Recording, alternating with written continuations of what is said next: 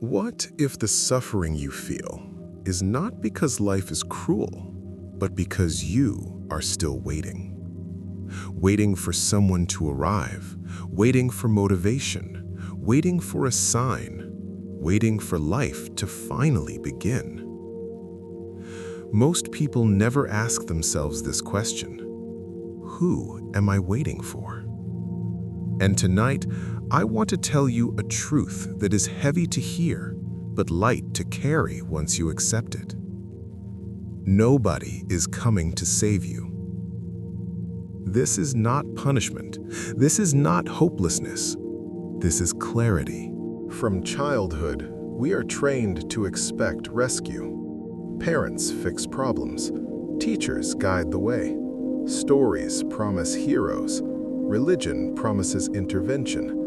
Motivation videos promise transformation. Slowly, quietly, a belief forms in the mind. Something outside me will eventually fix this. So we wait. We wait when we are unhappy. We wait when we feel lost. We wait when our potential aches inside us like an unopened letter. And the waiting feels reasonable. It feels safe. It feels patient. But psychologically, waiting is often disguised fear. Fear of responsibility. Fear of failure. Fear of discovering what happens if we truly try. So the mind creates a comforting illusion. Not yet. Not now. One day. And years pass. Disappointment hurts the most when expectations are silent. You don't scream about them. You don't write them down. You just assume help will arrive. Someone will understand you. Someone will notice your effort. Someone will choose you. Someone will motivate you. And when it doesn't happen, you don't just feel sad. You feel betrayed by life itself. But life never made that promise. Your mind did. Let me tell you a short story. A traveler is lost in the mountains at night. Cold rain begins to fall. He sees a small hut in the distance.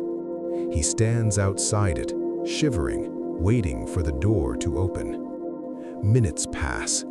Hours pass. Inside the hut, there is no one. The door was never locked. He never tried the handle. Because deep inside, he believed someone else should open it for him. Many people freeze at the door of their own lives the same way, not because the door is locked, but because they are waiting for permission. Here is the hard psychological truth. Waiting feels passive, but it consumes enormous energy. It drains your confidence. It weakens your identity. It teaches the nervous system helplessness. The brain adapts to whatever you repeat. If you repeat waiting, your mind learns dependence. If you repeat avoidance, your mind learns fear. If you repeat self-betrayal, your soul grows tired. And that tiredness you feel, it is not laziness. It is the exhaustion of unrealized strength. Nobody is coming to save you, because nobody can live your life for you. No one can do your inner work. No one can face your fears. No one can choose discipline for you. No one can suffer growth on your behalf. Even love cannot do this. And here is the paradox. The moment you accept that nobody is coming, something extraordinary happens. You stop waiting. And the waiting was the cage. A monk once lived alone in the mountains for many years. A visitor asked him, "Do you not feel lonely knowing no one will come?" The monk smiled and said, "When I stopped waiting, I arrived." Freedom is not found in rescue. Freedom is found in ownership. When you stop hoping for rescue, you start building stability. When you stop waiting for motivation, you build systems. When you stop expecting understanding, you gain clarity.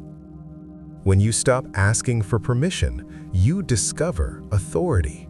Self-responsibility is not harsh, it is honest. It does not shout, it does not hype, it does not promise ease. It simply says, "This is mine to carry." And strangely, the weight becomes lighter, because now your energy is no longer divided between effort and expectation. You are no longer saying, "I'll try, but I hope someone helps." You are saying, "I will act, even if no one sees." That is power. Quiet power. Uncelebrated power. Real power. Most people don't fail because they are incapable. They fail because they are subconsciously waiting to be chosen. Chosen by luck. Chosen by opportunity. Chosen by approval. But life does not choose. Life responds. It responds to movement, to consistency, to responsibility taken without applause. This is where discipline is born. Not from motivation, not from passion, but from acceptance. Acceptance that no one is coming to drag you forward. Acceptance that your pain is your teacher.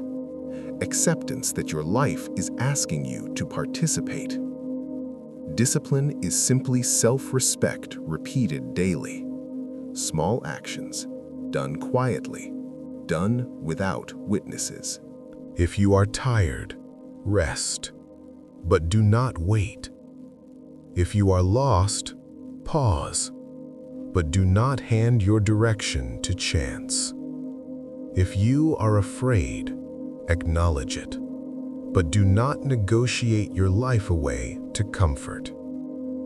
Let me speak to you directly now. You are not behind. You are not broken.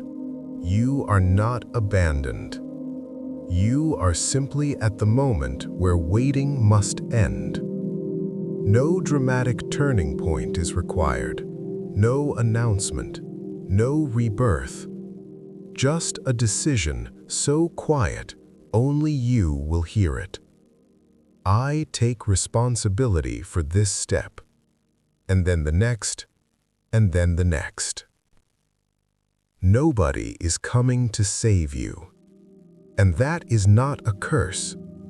It is an invitation to stand up, to open the door yourself, to walk, even if your voice shakes, because the day you stop waiting is the day your life finally meets you. If this truth reached you, sit with it.